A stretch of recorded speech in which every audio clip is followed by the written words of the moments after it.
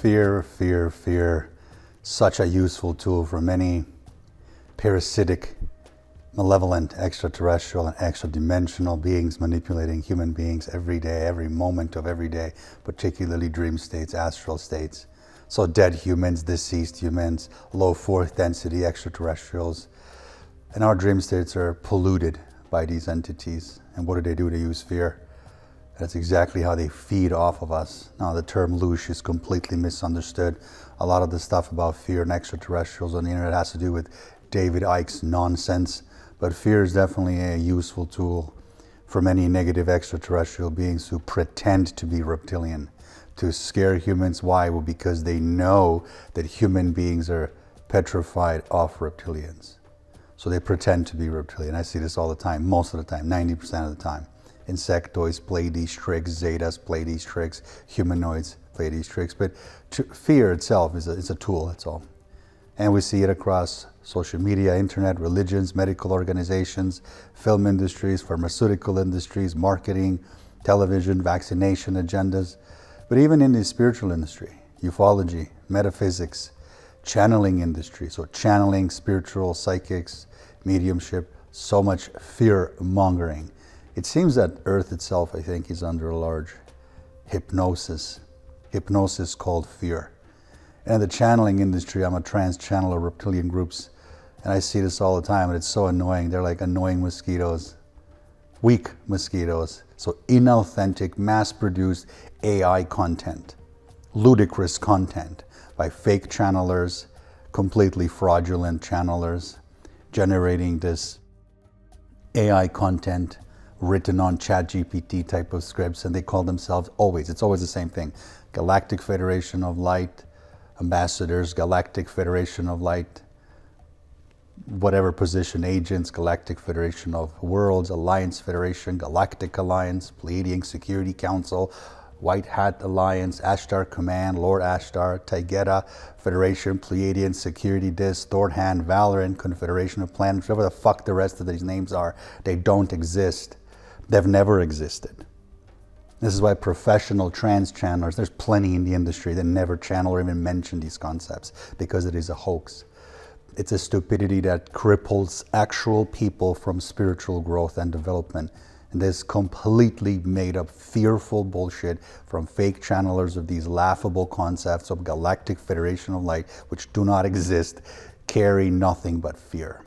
False promises, where these channelers want you to worship them so much because they have a special message from some federation, so you can go and live your life normally. This is pure AI-based, mass-produced content. It's inauthentic content, does not provide any authenticity or galactic wisdom, any multidimensional wisdom, any extraterrestrial wisdom, anything in any way that's authentic, because authentic multidimensional wisdom and galactic wisdom cannot be found in some ChatGPT type of scripts where people read behind camera. This is a huge problem in the spiritual industry, and one of the main reasons why spiritual people don't grow, because they're following these Galactic Federation, Ashtar, ThorHan, SSP cults. They're not growing outward. They're not uncovering their unconscious layers, identifying their ancestral traumas, primal fears, syncing audio, video in the third eye, integrating fourth density layers, enabling psychic network layers, learning how to channel, how to connect the sixth density or the oversoul, how to unlock the inner keys within the primal area of our solar plex locked back in the Anunnaki days. But as far as the fear is concerned, putting aside a lot of these primitive Galactic Federation nonsense, last warning to humans, last warning to Earth. But when it comes to fear, certainly it's a part of our own 3D life here, incarnated, this experience. And it's definitely our life. This life here in 3D is governed by two primary, I think, emotional forces. That's love and fear. And these are the two pillars, two beacons, two pillars of consciousness that shape our 3D perception, the way we see reality, behavior, the reality itself. Here in this 3D realm, a video game that we live in. We're not a rotating planet, as the bastards at NASA lie to us every day. There's a significant amount of holographic and avatar technologies that are all around us, but the love itself, love, true, genuine love, it's the most expansive, natural state of being for us human beings. Very, very strong emotion, very extremely strong. I think also too, it's both curse and an advantage. Those that have gone through extensive heartbreaks know that this is not just some heart hurt, it's actually like a physical injury type of pain. So love can hurt us, but love can also connect us, soul to soul, especially to nature, pets, animals, art, music, from camping to painting. Fear, on the other hand, is a very powerful tool also, but it lowers the frequency, it lowers the vibration, of course, we all know that, but it acts as a disconnect. It acts as a pair of scissors, as a knife. It disconnects us from our soul, our true nature, the consciousness that is in higher dimensional layers, so 4th, 5th, 6th density, our galactic family, cosmic family, guides. But it disconnects us from the heart chakra. It distorts our perception and limits our own potential, plain and simple, cripples us. So we live in a society where mainstream media and corrupt man-made religions and corrupt politics rule everything. They are absolute experts. They have a quadruple PhD in promoting fear. Both races I proudly channel: Theta Tauri, white reptilians, and KALASK, draconians, and Earth reptilian family from Poland to Southern Africa to Russia. A lot of these different groups, they always hate, really hate seeing humans hold fear. None of them hate humans. They hate the fact that humans fall for this fear. And I respect Alpha Draconian, overprotective type of advice that they always give to human beings. Draco and Draconians are so misunderstood and misrepresented by a lot of clowns in the industry who I quite proudly would desire to debate publicly at expos, but they never do. But in relation to reptilians, Draconians, they stand for power, confidence, sovereignty, independence, razor-sharp precision, and absolute greatness. And they teach through me, through every channeling I've ever done, they teach a human being how to be strong, how to go beyond fear, learn to regulate it, learn to embrace it, figure it out. And they always say that within humanity, this fear-based thinking allows us to sort of influence our own lives in a negative way, our emotional states especially. Quality of life, it cripples us, destroys us, robs us of an opportunity to be strong. Humans are strong already. Humans are multidimensional hybrids. We're hybrids. That's what we are. We're not human. That's an invented term. Same with hell, invented term. Satan, invented term. Fake terms, fake nonsense terms. So we should remember who we are and unlock the keys within our solar plex. And when we start to explore this spiritual essence of our own, the broader origins, really, our connection to higher intelligence, galactic guides, extraterrestrials, different constellations, groups, etc., in both astral states and in dream states, in meditative states, in channeled state, trance and non-trance, we can definitely see how the power here within the Earth's realm has been suppressed by the consciousness and energy of fear. Corrupt politicians, religious leaders, secret societies, known and unknown, mainstream media, social media, pharmaceutical industries, satanic Hollywood, satanic cults from Tel Aviv to Vatican, all of them, they know that the humans are very, very, very sensitive to fear. We're under mass hypnosis. Hypnosis called fear. Yeah, humans specialize in it, unfortunately. Fear at its core, it's pathetic, but it's an emotion, it's a strong emotion, it's a program, and it's reinforced over time, year after year, day after day, through fearful religious propagandas, fake wars, church propaganda, temple propaganda, etc., through educational propaganda, even through politics. And the fear of extraterrestrials, which is a completely different subject, it's almost unbearable to some. The idea of an extraterrestrial that exists somewhere in this billions and billions and billions of planets, stars, and moons, they think that's unimaginable. They're like, no, there's no way. What do you mean there's no way? I can't even fathom somebody with this limited mindset. Especially the religious programming. Many interpret extraterrestrials as demons. But if you ask them, what's a demon? They can't tell it to you. What's a Satan versus Lucifer, demon, fallen angel, jinn? Explain to me. They can't explain it to you. That's not my perspective. Extraterrestrials are a wonderful gift to humanity. There's actually over 600 extraterrestrial groups residing and or working with Earth. And I liked the other day how the Vice President JD, whatever his name is, Vance, he's like, no, UFOs are demons. No, pal, that's just your perspective. And you know that you're talking shit. Extraterrestrials have been here way before you and your ancestors, and they're always going to be here. They're the custodians of this planet. But a lot of this religious fear truly comes from conditioning, from childhood. Individuals that are shaped by external influences, so family beliefs, pastors, priests, rabbi, imams, a lot of this religious structure, the societal type of norms, people begin forming their own identity, not from inner truth, not from actual soul truth, but from external approval. And they become very fragile and conditioned, easily manipulated in life.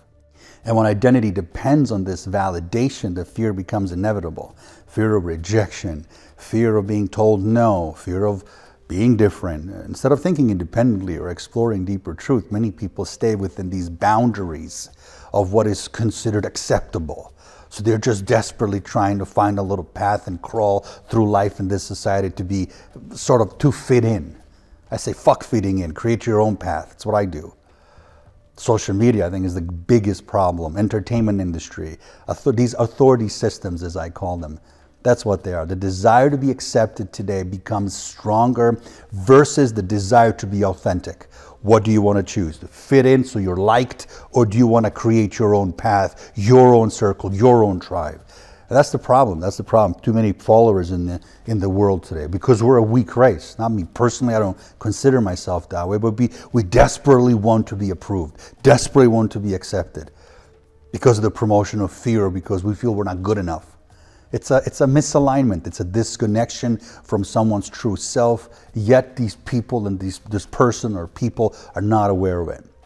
And this disconnection is frequently defined by the ego. Ego is a good thing. I've talked about this before. KALASK talked about it. Ego can be a fascinating tool to stay competitive.